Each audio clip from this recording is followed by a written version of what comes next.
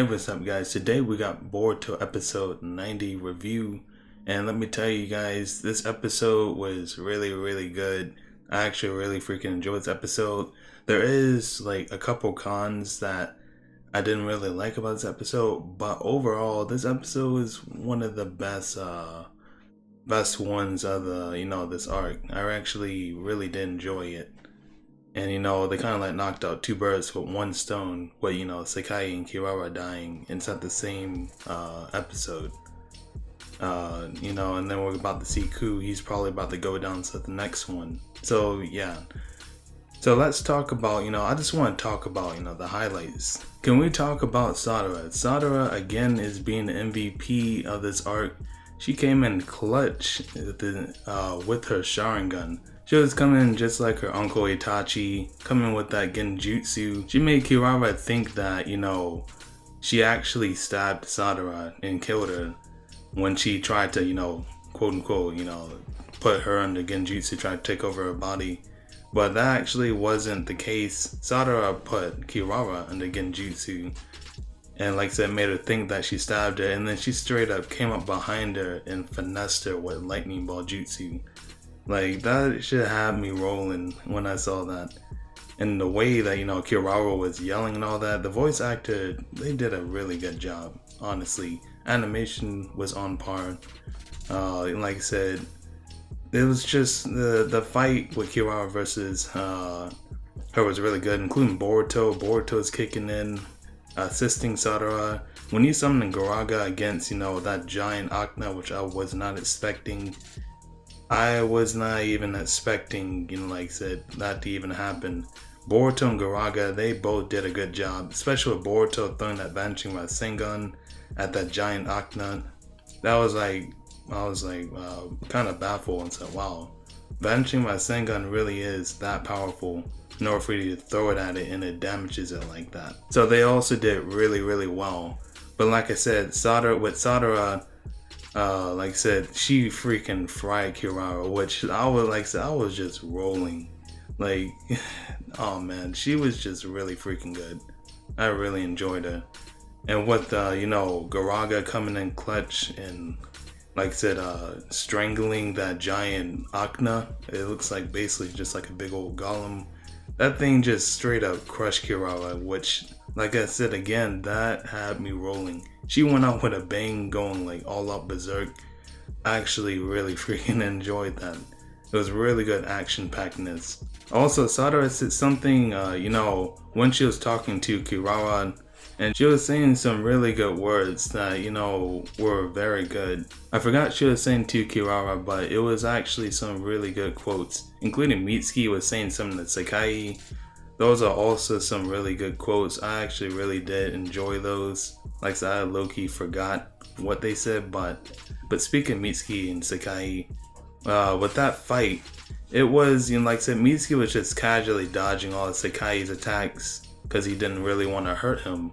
And, he was trying to talk him down, because Sakai felt very betrayed. Like, why would you turn on me like that? And Mitsuki was basically explaining to him that, he was actually trying to find out what the heck Ku's plans was, and once he found out that he was trying to hurt the leaf, that's when he turned on him, And he didn't want to exactly hurt Sakai, but, it kind of had to be done in a way. And, Sakai, of course, was destroying himself when he was enraged like that. That was a really good emotional moment when Sakai died. I actually really felt like, great emotion in that. Kind of had me in my feels, when he was dying. And I remember that, Sakai asked Mitsuki, will you cry for me if I die? And we saw Mitsuki, he actually did not cry from what we've seen, which I kind of had a problem with that. I thought that, since he was his friend, in quotes, at the time, he wasn't really truly a friend because, Sakai was doing death threats to Mitsuki. If you remember at the beginning of this arc, when they're going through the desert, he did the death threats on him. But anyways, I thought Mitsuki was gonna cry, but he didn't, which kind of disappointed me. I thought he was gonna at least shed a tear. That's like a con to me. That's why I had this episode like at a 9 out of 10. because he did not really shed a tear from what we've seen. He could have shed a tear, you know, off screen, but I didn't see it. So it kind of made me a little disappointed. Also, when Mitsuki came back to Sarada and Boruto, I was also a little bit like baffled. It's like, Boruto, you don't feel any type of disappointment in Mitsuki? That he almost tried to kill you early inside this arc when he tried to do that snake lightning on you? Like, you didn't feel any type of disappointment Mitsuki and try to question him at all? Like, I was actually a little bit like I said, in my head I was a little baffled. Like, Boruto, you're just gonna brush that off and act like it didn't happen at all? I was just thinking to myself, what the heck, man. But anyways, that's my other con this episode. That's why, like I said, I'm giving this a 9 out of 10. Because of those 2 points, I put it down 1 notch because I don't really think it was that well executed in that area. But like, so that's probably just my expectations being way too high. But overall, like I said, I really did like this episode, but those 2 parts. But yeah, we get to see, moving on, we get to see Ku with that scientist. Ku takes him out of his, you know, his restraints because he was being tied up and all that. And Ku is talking to that scientist, I forgot his name. I'll just go and nickname Uncle Ruckus.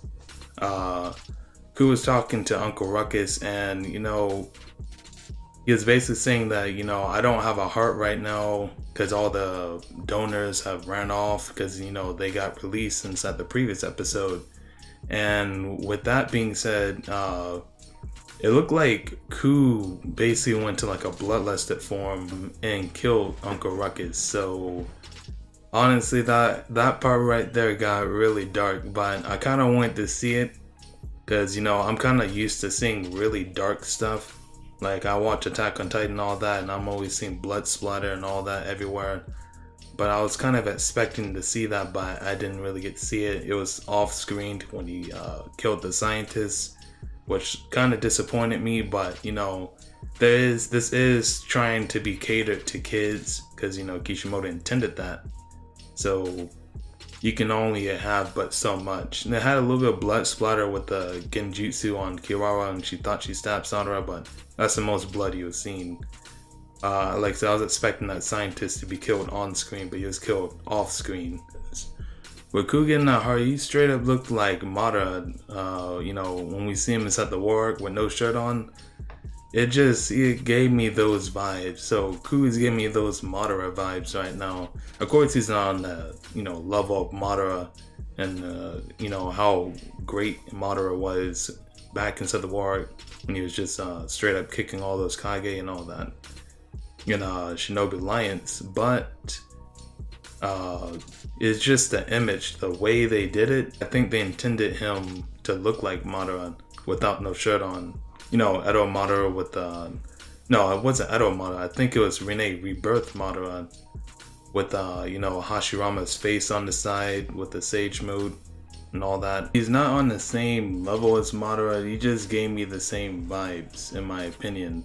But yeah, we're getting ready to see Ku versus I think it's gonna be Anoki inside this next episode, because we see Anoki, he's ready to fight Ku. So we're gonna be seeing this next episode. Hopefully this next episode is gonna be really, really nice with him spamming you know, particle style everywhere and all that. Like, this next episode is gonna be some heat. I'm very sure of it, because you know, inside this episode, it just had so much great stuff.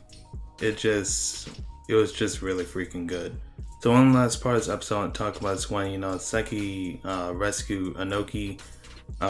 He was of course sent by Kuchiki, so with you know, him doing that, like I said, that's really great for Seki. I'm glad that, you know, he finally got there and, you know, saved Anoki. But yeah, that's pretty much all I talked about today with you know, this Boruto episode. It's pretty dang good. Well, only like a couple cons that I can point out, but other than that, like I said, this episode was really, really great. But yeah, if you guys are new here, make sure you guys subscribe, like this video to support your boy. But anyways, it's been your boy Dio Balboa. I'm out.